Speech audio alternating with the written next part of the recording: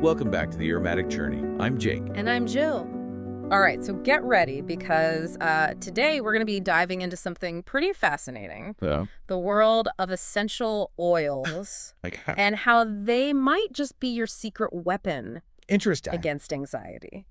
You know, it is interesting how many people are turning to essential oils these days. Yeah. But, we're not just going off anecdotal evidence here. Right. We've got Yeah. some serious science to back this up. Exactly. We're going deep into a systematic review and network meta-analysis Wow. from Frontiers in Public Health. Okay. That means they've looked at a bunch of studies, not just one isolated finding. And that gives us a much more reliable picture Yes. of what's really going on. So first things first, why are we even talking about anxiety? I mean, everyone gets stressed sometimes, right? Sure. But we're talking about something a lot more significant here. Okay. You know, this study highlights that anxiety disorders are incredibly common. Yeah. They're actually among the most prevalent mental health challenges worldwide. Wow. And let's be honest, things like the pandemic haven't exactly helped matters. Absolutely. It feels like everyone's anxiety has been dialed up a notch or two lately. Yeah. So what do people usually do when anxiety becomes a real problem? Well, many turn to medications Okay. like benzodiazepines or SSRIs. Yeah. They can be effective, but they also come with potential side effects Right. and might not be a long-term solution for everybody. That makes sense. So where do essential oils fit into all of this? Essential oils are becoming increasingly popular as a complementary or alternative approach Okay. to managing anxiety. Interesting. They're extracted from plants Okay. and are thought to work by interacting with our brain and nervous system when we inhale them. Wait, so just by smelling something, we can actually impact our brain chemistry? It seems that way. Wow. Pretty remarkable when you think about it. Yeah. But of course, not all essential oils are created equal. Right. This study looked at 10 different types and their effects on both state anxiety, that feeling of being anxious in a specific moment, and trait anxiety, Yeah. which is more of a general tendency to experience anxiety. Okay, so spill the beans. Which oils came out on top? Well, one oil really stole the show. Okay. Citrus aurantium L, better known as bitter orange. Mm. It consistently performed well for both immediate and longer-term anxiety relief. Bitter orange. Huh. That's not one you hear about every day. Right. I would have guessed lavender would be the winner. Lavender was actually the most studied oil in the review. Oh, wow. And it did show positive effects on both state and trait anxiety. Okay. It seems its popularity isn't just hype, Right. but bitter orange really outshined the competition. Interesting. So we got bitter orange for the win Yeah. and lavender holding its own. Yeah. Were there any other oils that showed promise? Jasminum sambac or jasmine also showed great potential for immediate anxiety relief. Oh, okay. There's just one catch. Okay. It was only studied in one trial. So we need more research to confirm these initial findings. So file that one under promising, but needs further investigation. Yeah. Got it. Now let's dive a little deeper into how these oils might actually be working their magic on our brains. Well, the science is still emerging, but it seems that different essential oils might affect different neurotransmitter systems in the brain, Okay. like serotonin, dopamine, Yeah. and GABA. Okay. These neurotransmitters play a crucial role in regulating our mood and emotions. Okay, so essentially, these oils could be influencing the very chemicals that control how we feel. Exactly. Wow. For example, some studies suggest that certain oils might increase serotonin levels, Okay. which could have a calming effect. Interesting. Others might influence the activity of GABA, which has been linked to reducing anxiety. That's incredible. But I imagine it's not as simple as just sniffing any random oil and expecting miracles, right? You're absolutely right. The Well, specific chemical composition of each essential oil is unique. And those different compounds can interact with our bodies in different ways. okay. Plus things like the duration of exposure and the method of use Yeah. can also play a role. Okay, so there's a lot more to this than meets the eye. Yeah. This is where it gets really interesting for me. Right. We've got these fascinating hints about how essential oils might be working, Yeah. but there's still so much more to discover. I agree. And that's what makes this whole area of research so exciting. Yeah. It's like we're just scratching the surface of understanding the incredible potential of these plant-based compounds. I'm definitely hooked now. Before we move on, I think we should touch on a crucial aspect, safety. Are there any risks involved in using essential oils? That's an important question. Yeah. The good news is that no adverse events were reported Okay. in the studies analyzed in this review. That's good. However, we have to acknowledge that the long-term safety of using essential oils is still being investigated. So it's always best to err on the side of caution, right? Exactly. It's important to remember that even natural substances can have powerful effects. Right. So it's always wise to approach them with respect. Yeah. Start slowly, do your research, and consult with a healthcare professional if you have any concerns. Sound advice. All right. All right. Deep divers, we've covered a lot of ground in this first part of our essential oils.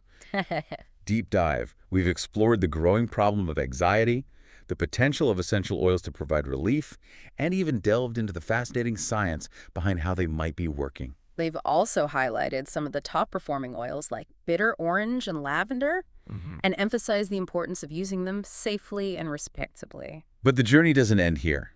Stay tuned for part 2, where we'll be taking a closer look at the specific findings for each type of essential oil and exploring what the research suggests about their unique properties. Welcome back. I'm ready to uncover more about these intriguing essential oils and their effects on anxiety. Well, in part 1, we discovered that bitter orange citrus aurantium L really stood out. As a potential anxiety reliever. It did. But we left off with a little bit of a cliffhanger about jasmine. Right. It sounded promising, but needs more research. So where do we go from here? You hit the nail on the head. Jasmine sambac it incredibly well. Okay. In that single study, particularly for immediate anxiety relief. Yeah. However, we always have to be cautious about drawing conclusions from just one study. Yeah. More research is definitely needed to confirm if jasmine really lives up to this initial hype. So we'll stay tuned for more on that front. But what about good old lavender? Yeah. It feels like that's the go-to essential oil for relaxation. Does the research actually support that? Absolutely. Lavender was the most studied oil in this review. Oh, wow. And the findings are clear. Okay. It consistently showed positive effects on both state and trait anxiety. Wow. Which makes sense, considering how popular it already is. It's great to know there's solid evidence behind its reputation. Now, I remember you mentioned damask rose being good for state anxiety, but not so much for trait anxiety. What's going on there? That's a fascinating question. Yeah. One possibility is that damask rose has more of an immediate calming effect. Okay. Perhaps it's great at soothing those in-the-moment jitters. Yeah. But doesn't necessarily address the underlying factors, contributing to a general tendency toward anxiety. So it's like a quick fix versus a long-term solution. That's a great way to think about it. Yeah. It emphasizes the importance of choosing essential oils strategically based on what you're hoping to achieve. Yeah. If you're dealing with a sudden surge of anxiety, damask rose might be your go-to. Okay. But for managing your overall anxiety levels, you might want to explore other options. Okay, that makes sense. Now, what about mint? I was intrigued by its use in emergency cardiac patients. Right. What makes mint so effective in that situation? Mint, or Mentha haplocalyx, Okay. is often associated with its invigorating qualities. Yeah. But it seems to have this interesting calming effect in high-stress situations. So it's not just about smelling good. Right. There's a real therapeutic effect happening there. Exactly. And it brings up a really important point. Okay. The context in which you use an essential oil can also influence its effectiveness for someone experiencing a cardiac event. Right. The anxiety-reducing properties of mint could be incredibly valuable. It's like aromatherapy with a laser focus. Yeah. You're choosing the oil based on the specific situation and desired outcome.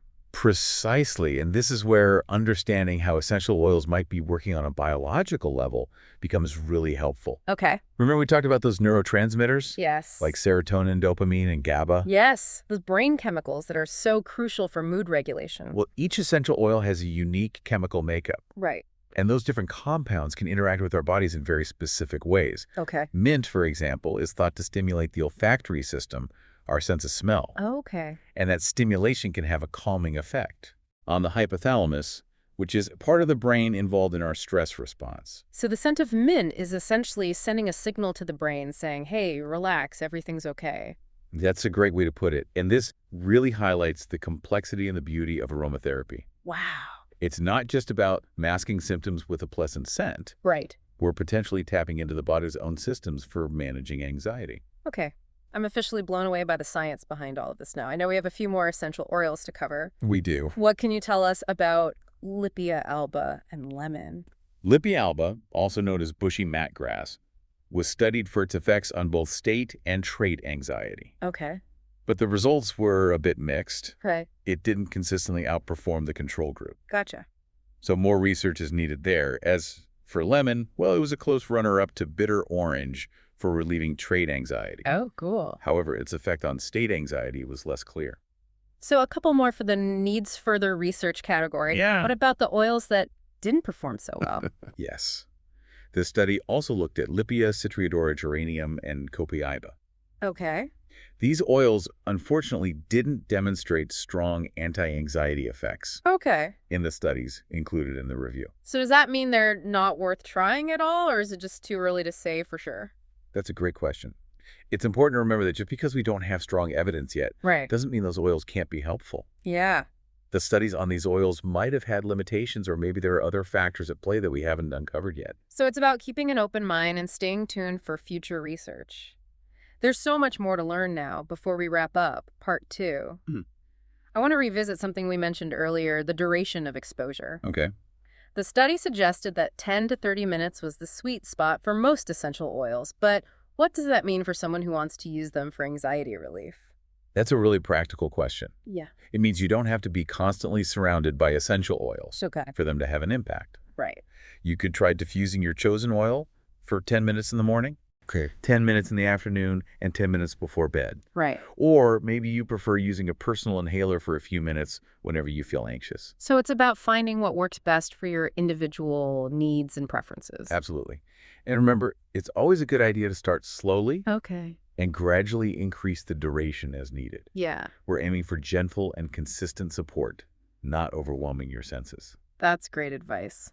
All right, we've taken a deeper dive into the specific findings for each essential oil, explored some of the fascinating science behind their potential mechanisms of action, and even talked about practical tips for using them effectively. We've learned a lot, Yeah. but there's still more to come. Stay tuned for part 3, where we'll wrap up our essential oils exploration with some final thoughts and key takeaways. Welcome back to the final part of our deep dive into essential oils and how they might help with anxiety. It's been quite a journey. It really has. We've explored the science and the potential benefits, even some practical tips Yeah. for using essential oils safely and effectively. So before we wrap up, let's take a moment to go over what we've learned. What are some of the most important insights from all this? Well, for me, it's the confirmation that essential oils aren't just some trendy fad. Right. There's real scientific evidence to support their potential for anxiety relief. Right. We're not just talking about anecdotal stories or placebo effects. Exactly. This systematic review analyzed data from numerous studies, giving us a much clearer picture of what's really going on. And one of the most exciting findings for me was the performance of Citrus aurantium L, or bitter orange. Yeah. I have to admit, I wasn't that familiar with it going into this. Yeah, me neither. But it really stole the show. I know it consistently came out on top for both immediate and long-term anxiety relief. It's definitely something I'm going to be exploring further. Me too. Oh. But it's also important to remember that everyone is different, and what works for one person might not work for another. Right. That's why we saw some interesting variations in how different oils performed. Absolutely, like how damask rose seemed to be more effective for that in-the-moment anxiety. Right. While lemon showed more promise for managing overall anxiety levels. And of course, we can't forget about lavender. Yeah, the crowd favorite. It consistently performed well for both types of anxiety, Yeah. which speaks to its long-standing reputation as a calming and relaxing scent. It's a classic for a reason, but beyond specific oils, I think one of the biggest takeaways for me is just how much we still don't know about essential oils and their effects on the brain. I agree. We're just scratching the surface of understanding how these complex plant compounds interact with our bodies. It's a fascinating area of research that's ripe for exploration. And it's not just about the science either. Right. There's also a practical element to all of this we have to be mindful of. Safety starts slowly and listen to our bodies. Absolutely. It's about finding what works best for you and approaching aromatherapy with a healthy dose of respect and cautious optimism. Well said. Now, before we say goodbye, I have one final thought to leave you with. The study we discussed focused primarily on inhalation as the method of use for essential oils. But what about those other methods we hear about, like topical application or even ingestion? That's a great point. There's a whole world of possibilities out there beyond just diffusing or inhaling essential oils. Exactly. It's an open invitation to continue our exploration. Who knows what we might discover? The possibilities are truly endless, so keep an open mind, stay curious, and remember, sometimes the most profound discoveries are hiding right under our noses. I love that. All right, deep divers, it's time for us to part ways. But our exploration of essential oils doesn't have to end here. Continue your own deep dive experiment with different scents, and most importantly, stay curious. Until next time, happy sniffing.